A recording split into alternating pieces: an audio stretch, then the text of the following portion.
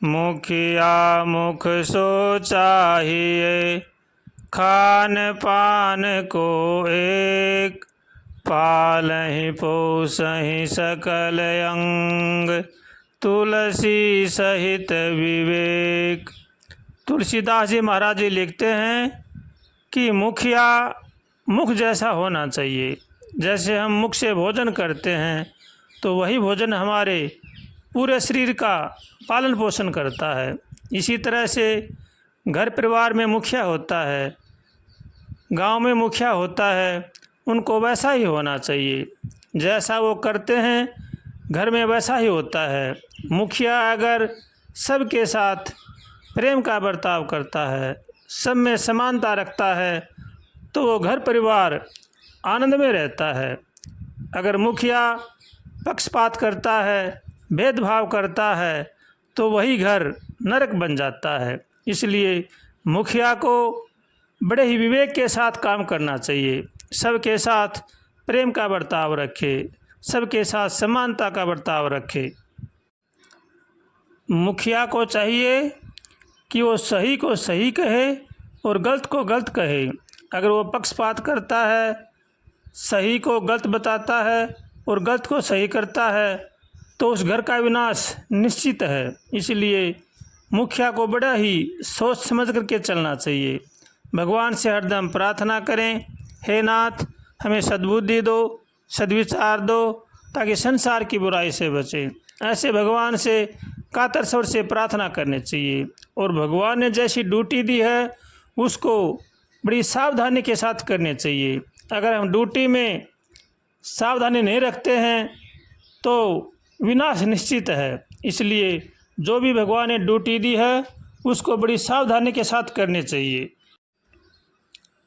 घर का मुखिया ही अगर अपने घर में लड़ाई झगड़ा करवाता है, भेदभाव रखता है, झूठ का साथ देता है और सत्य को दबाता है, अपने आप में एक दूसरे में भेदभाव रखवाता है, तो समझो उस घर का विनाश निश्चित है। इसलिए मुखिया को बड़ा ही सोच समझ करके चलना चाहिए।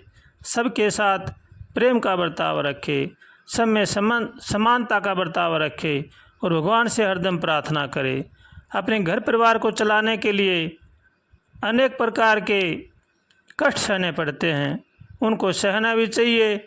सच्चाई को सच्चाई कहना चाहिए, झूठ को झूठ कहना चाहिए। अगर हम सच्चाई का साथ देते हैं तो उस घर में कलह झगड़े नहीं होते हैं, और अगर हम झूठ का साथ देते हैं तो उस घर में लड़ाई झगड़े शुरू हो जाते हैं। इसलिए मुखिया को बड़ा ही सावधान और सतर्क रहना चाहिए।